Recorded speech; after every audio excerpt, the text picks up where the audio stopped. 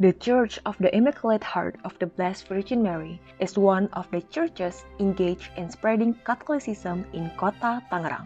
The long historical journey makes this church a silent witness to the development of the times from the colonial era in Kampung Makassar, now known as Kota Tangerang. Starting with 23 parishioners during the Dutch colonization, the Church of the Immaculate Heart of the Blessed Virgin Mary now has 19,750 parishioners registered in Tangerang Parish. Semuanya itu berawal dari tercatatnya baptisan pertama. Bermula dari diutusnya seorang imam atau pastor tentara, yaitu Jacobus van Lennot, SJ, oleh Monsignor Petrus Wilkens, Vikariat Apostolik Batavia, untuk berkarya di Tangerang pada tahun 48. Pada masa itulah dilakukan pembaptisan pertama atas nama seorang warga Belanda bernama Erik van Armeron pada tanggal 23 Mei 48. Because the number of parishioners often increased, the abandoned Dutch school building named Ramerwa School transitioned into a church. Bangunan sekolah ini merupakan markas tentara Belanda.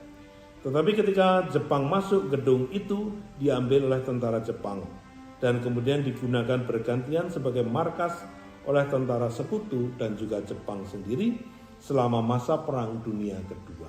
Pada 1 Juni 1950, bangunan itu, mantan sekolah itu, kemudian dibeli dari pemiliknya yang tinggal di Jakarta dengan harga saat itu Rp30.000.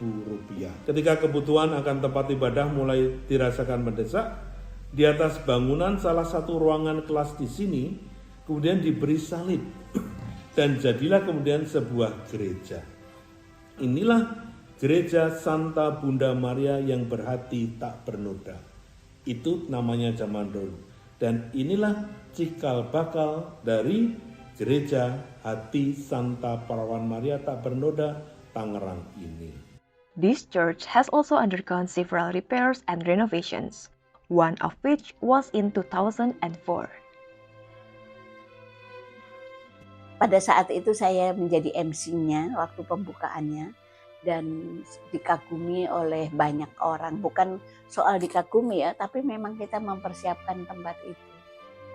Kita mengadakan luar biasa karena bagus banget ya. Tahun 2004 itu gereja itu udah semakin luar biasa ya. Bisa dibayangkan dari waktu dia dibangun, waktu mulai ada dan kemudian setelah pembangunan sangat berbeda. The construction of the church building must have gone through various challenges, but the principle of this church is tolerance for others. Prinsip gerejaku itu mengharap supaya mereka artinya kita memang baik-baik saja, apalagi melihat bahwa orang yang kita terima pegawai juga orang-orang yang bukan Katolik, itu juga sebagai tanda bahwa kita tidak membeda-bedakan mereka. In 2023, the church has existed for 75 years. The success of this church is inseparable from the struggle and hard work of the priests and the development committee. The significant increase in parishioners also shows this church successfully spread Catholicism in Tangerang.